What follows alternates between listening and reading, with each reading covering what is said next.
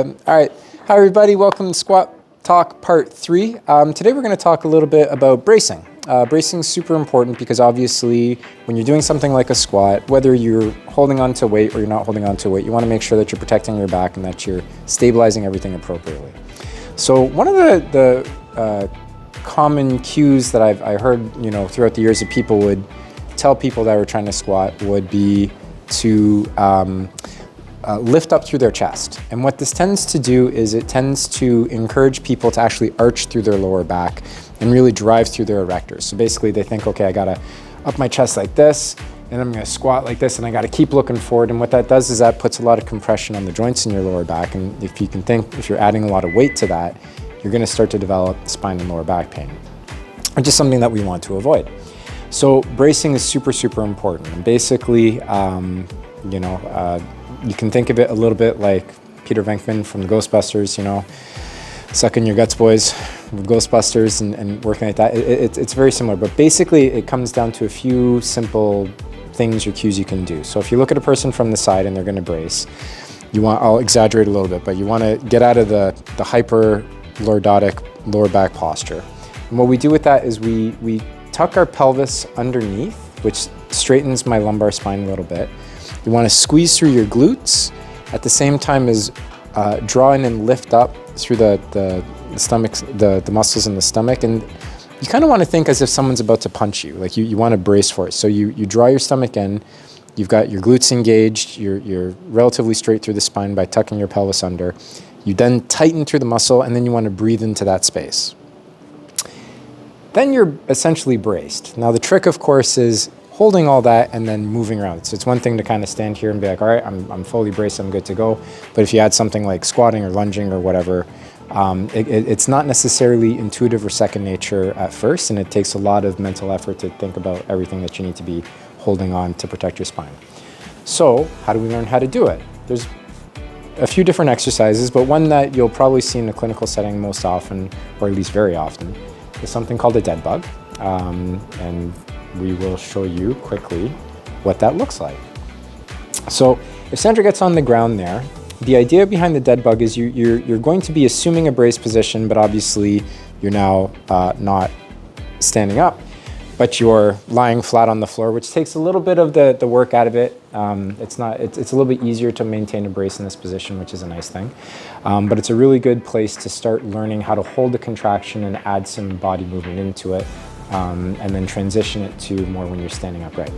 So the first thing that you want to do is if Sandra just lies on her back and is just like completely relaxed, and if you do this at home, probably what you'll notice is that your lower back doesn't fully make contact with the floor, at least for many of you.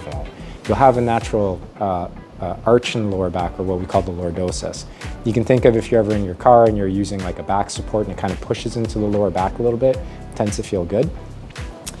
Your back is in that natural position. But when we brace, we actually want to remove some of that lordosis. So what the first thing she's going to do is she's going to tuck her pelvis by tilting like so, and think about squishing her lower back into the floor. So if she had a partner like me, what I shouldn't be able to do is I shouldn't be able to slide my hand underneath her lower back and into the floor. It's like she's squishing her back down like a pancake. That's getting into that neutral spine position.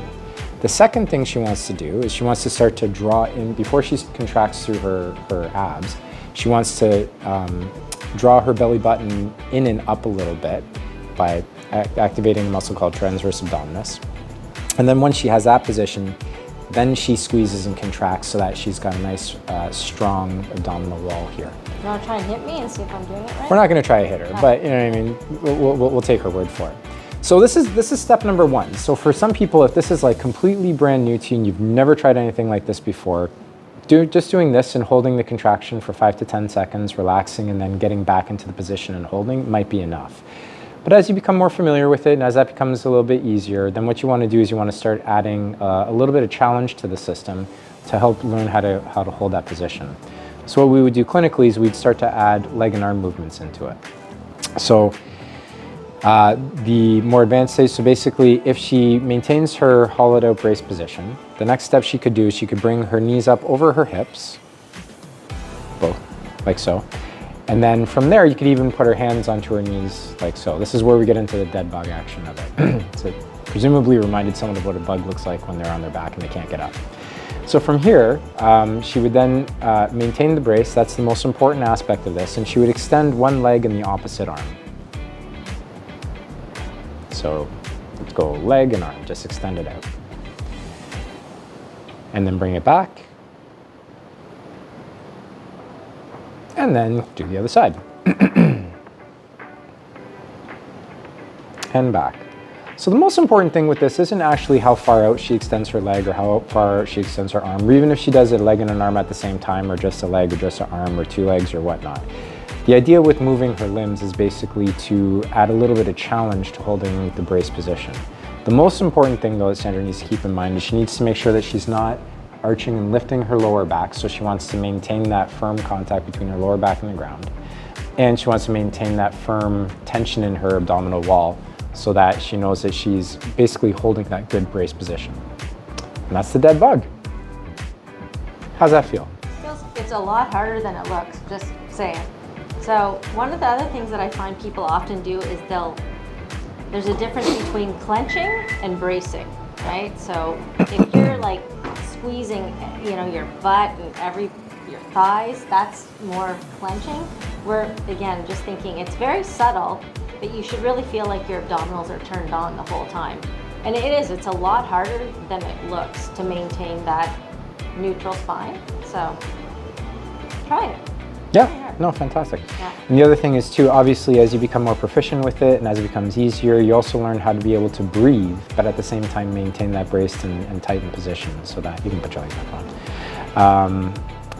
Because again, this is something that you're going to have to be proficient at doing dynamically, right? When you're walking around, when you're doing exercises, when you're squatting, hence the reason why we're speaking about it today.